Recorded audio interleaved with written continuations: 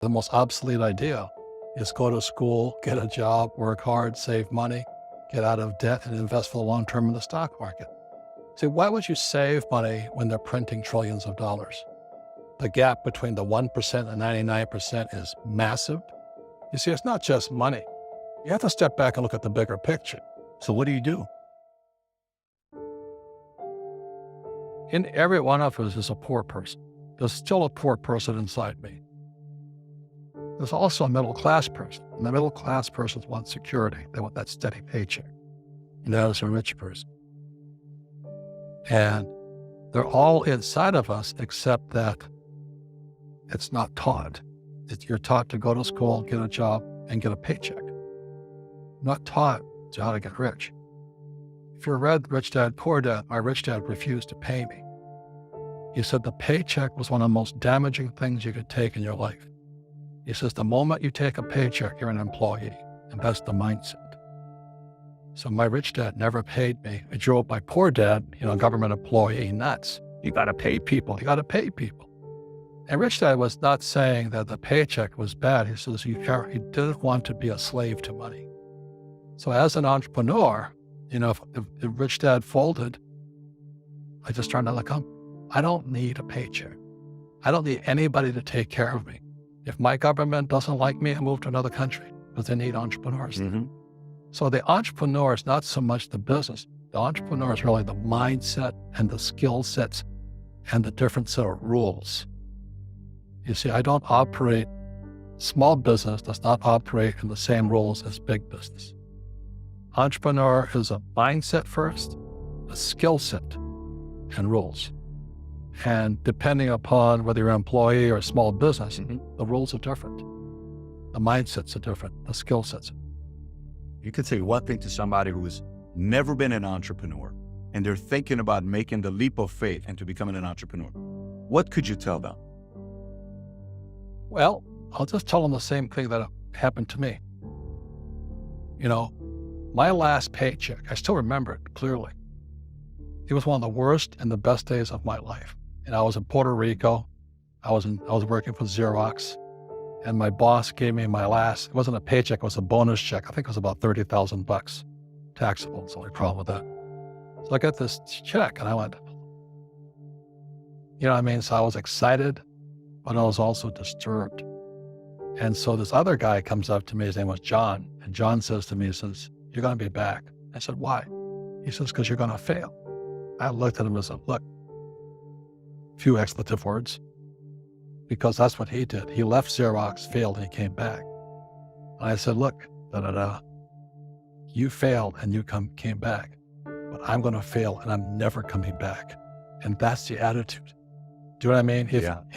If you say, "Well, if I fail, I'll go back to mommy and daddy," then that's what you'll do.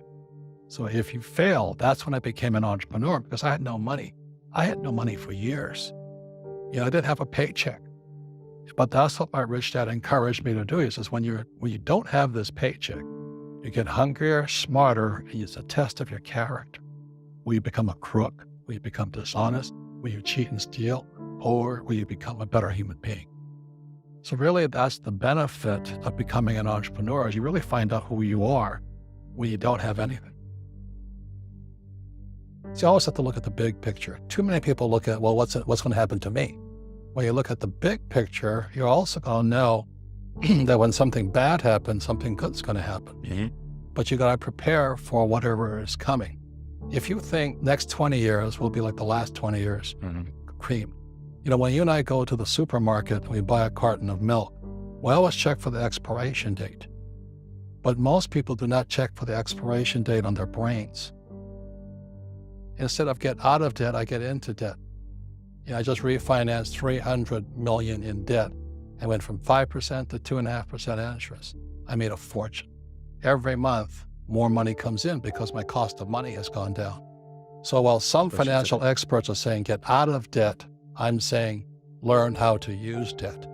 See, when I came back from in Vietnam in January of '73, the first thing my rich dad said to me was go to school to learn how to invest in real estate. It wasn't real estate, it was how to use debt and taxes. Debt and taxes make the rich richer. Debt and taxes make the poor and middle class poor. So all the rich guys who are doctors and lawyers or, those guys, they're getting creamed and they don't know why. Doctors are getting creamed. Oh yeah, they're making more money, but the take home is less. Sure. My doctor just yelled at me. He was happy. He says, "Oh, guess what? I finally made $1 million." And I said, "Yeah, this was just 3 weeks ago." And so I said, "Yeah, well, how much you pay in tax?" He says, $750,000 in taxes. So his net was about $400,000. That's not bad. But when I make $1 million, I keep $1 million. And the reason is because I don't make it by working for money. See, if you work for money, you're taxed. So that's why lesson number 1 in Rich Dad Poor Dad is the rich don't work for money. What we do instead is we create businesses as entrepreneurs. We acquire real estate. I don't invest in the stock market. So the reason is because as entrepreneurs, I have more control over my income, how much I make, and how much I pay in taxes. And because I'm an entrepreneur as well as an investor in real estate, I pay 0 tax. So every time I make, let's say, $1 million as an entrepreneur, I immediately invested in real estate. I have a 4-to-1 step up. So I put $1 million in real estate. I get $4 million with the bank. That's why I love banks. But the banks are screwing everybody else. Terrible, but it's good for me. That's why you say when you print, it's good for you, but when you print, bad for people that work with money. Because when you print, savers get creamed and people who work for money get creamed. When they print, debtors get rich. You see, debt and taxes make the rich richer, and debt and taxes make the poor middle class poorer. When we have obsolete ideas, we get obsolete results. So what's happening for most people, the idea of going to school, getting a job, working hard, saving money, getting out of debt, buying your house because it's an asset, investing for the long term, is obsolete. The world has changed. The world changed in 1971 when President Nixon took us off the gold standard and money became debt. What if we get rid of, then what would happen? Would it be better if we had no educational system at all? No, I'm saying education is more important before. It's just obsolete. There's Moore's Law which states information doubles every 18 months. In other words, everything's obsolete 18 months. So, and this is just a recent phenomenon. So when you come out of school, you're already obsolete. And that's why I'm the old guy, I meet my friends who went to Harvard. See, I went to Harvard. I said, yeah, that was how long? 50 years ago? Today, the banks are charging you interest to save money. In other words, banks don't want your money because they printed too much of it. And that's why there's these bubbles in stocks and bubbles in real estate and all this. People are dumping the cash. Because as I said in here, savers are losers and cash is trash. And yet people are, well, I want a high-paying job. Well, that's an obsolete idea. Get out of debt is an obsolete idea. You should learn how to get into debt, how to use debt to get rich. And they'll never teach you about taxes. The reason the 1% is way up here and the 99% are going this way is because when you print money, 2 things happen: inflation and taxes. That's crushing. And any entrepreneur thinks, I'm just going to make money and I'm going to start a business and make a lot of money because of what we talk about. They really have got to smell the roses. That's not what the real entrepreneurs are doing. Most entrepreneurs, there's 28 million small business owners in America. 24 million are what are one-person entrepreneurs. They're called non-employee entrepreneurs. So and that's what happens is when people don't really understand what an entrepreneur does. So most big people are self-employed, but they're not really entrepreneurs. The self-employed pay the highest taxes in wealth. Nobody tells them. Yeah, it's also called the entrepreneurial spirit.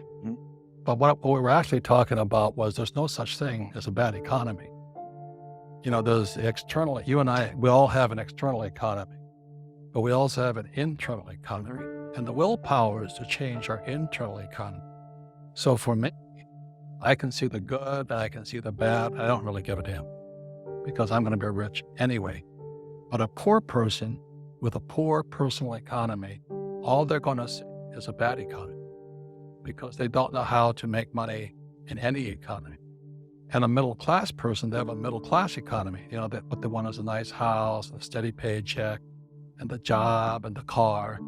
And so when you take their job away, to them, that's disaster. Well, since an entrepreneur doesn't have a job anyway, it's no big deal. So all I'm saying to people is what Bucky Fuller taught me. There's always two sides, you know what I mean?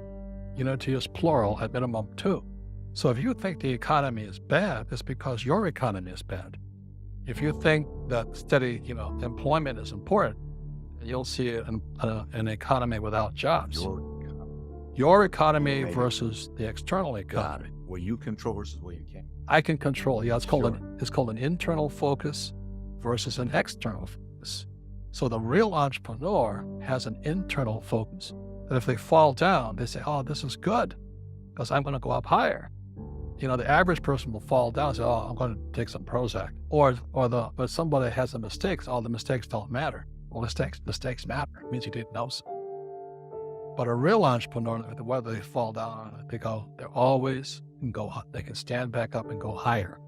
And no matter what happens to them, they get stronger and better and smarter and happy. But a person with a weak internal mindset is that they're so afraid of what happens, it generally happens. Like, people who are afraid of losing their jobs, they generally lose their jobs. So everything comes from you. Yeah, so the entrepreneur first job is to control inside here, not outside. The moment you take that paycheck, you're an employee. You've got to be stronger than that. It's about inside control.